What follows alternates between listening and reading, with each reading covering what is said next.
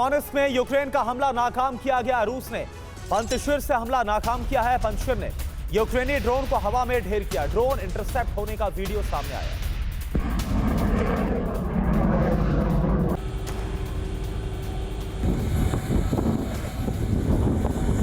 Цель уничтожить пуск. Есть.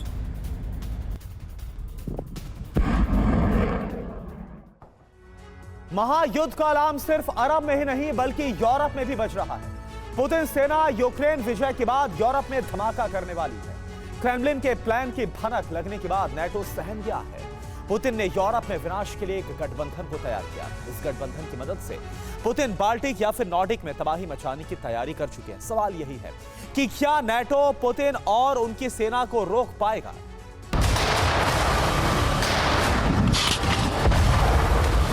Ukraine के बाद Putin का ऑपरेशन यूरोप लॉन्च होने जा रहा है।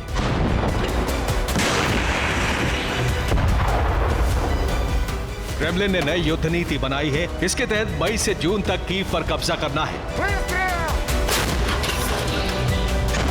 इसके बाद रूसी सेना यूरोप पर चढ़ाई करेगी। यूरोप के उन देशों पर जो नेटो या तो नेटो मेंबर हैं या उसके समर्थक।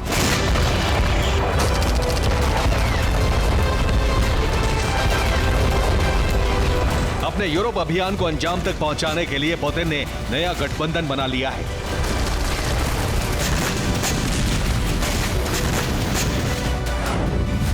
इस गठबंधन में रूस, चीन, ईरान और उत्तर कोरिया शामिल हैं। इसी गठबंधन की मदद से पुतिन नेटो के वर्चस्व को खत्म करना चाहते हैं।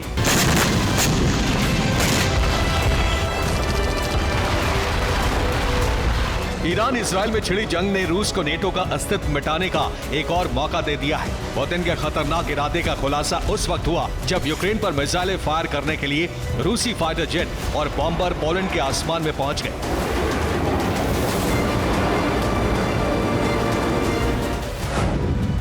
पोलैंड के मुताबिक उसके एयर स्पेस में रूस के 5 MiG-31 फाइटर जेट और 2 Tu-95 बॉम्बर घुस गए।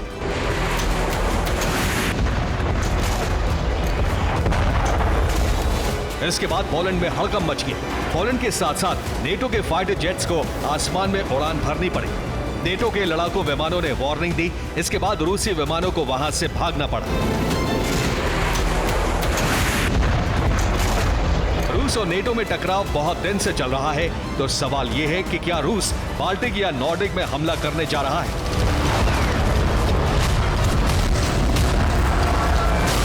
नेटो की तैनातियों और तैयारियों को देखते हुए फिलहाल तो यही लग रहा है कि रूस बाल्टिक और नॉर्डिक में विध्वंस मचाने जा रहा है।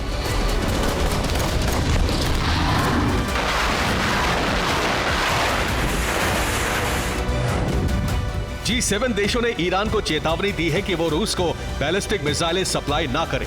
हंगरी ने दावा किया है कि नेटो यूक्रेन युद्ध में अपनी सेना उतारने के बहुत करीब पहुंच गया है। उधर नेटो चीफ ने कहा है कि यूक्रेन को रूसी धरती पर हमला करने का पूरा अधिकार है।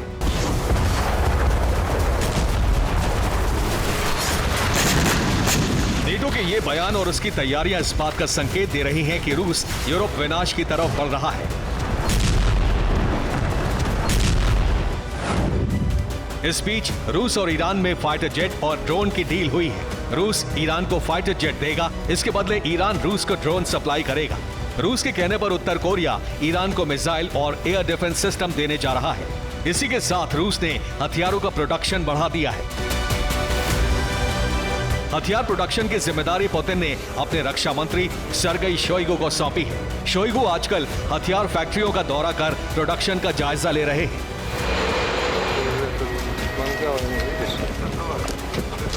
खार्किव में यूक्रेनी सेना की बुरी तरह हार हुई है। इससे न सिर्फ ज़ेलेंस्की का हौसला टूट गया है बल्कि नेटो भी सहम गया है। नेटो की मीटिंग में यूक्रेनी राष्ट्रपति ने बहुत बड़ा बयान दिया। ज़ेलेंस्की ने कहा कि रूस क्रीमिया में ज़िरकॉन मिसाइलों का जखीरा जुटा रहा है। इसका इस्तेमाल वो कीव जीतने के लिए करेगा। कि खार्किव के बाद पुतिन के टारगेट पर यूक्रेनी राजधानी कीव है। कीव जीतने के बाद रूस यूरोप में विध्वंस का अभियान शुरू कर सकता है।